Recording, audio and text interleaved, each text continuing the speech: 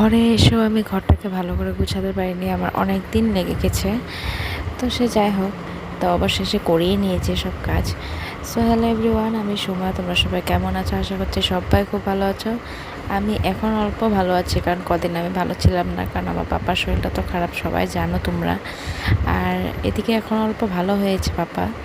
ভালো হয়েছে মানে সে আগের মতো সে ভালো নেই, এখন ওর জ্বর আছে, সর্দি জ্বর এগুলো লেগেই আছে। মানে বললাম না ওই দিন যে আমাদের ঘরে রেজিস্ট্রি করে এসেছে, তো সেরকম আর কি, মানে একটা ছাড়বে একটা আসবে, একটা ছাড়বে একটা আসবে, এরকম আর কি।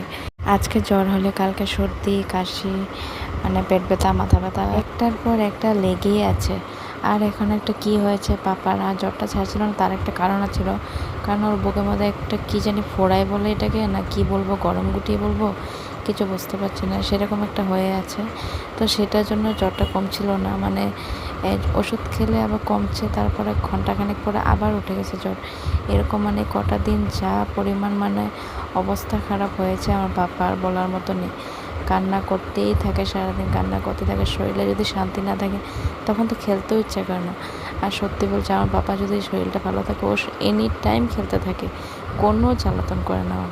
আর এখন এই কতদিন মানে শরীরটা খারাপ হওয়াতে এত পরিমাণ মানে কান্না করছে, নিজেরই খারাপ লাগছে।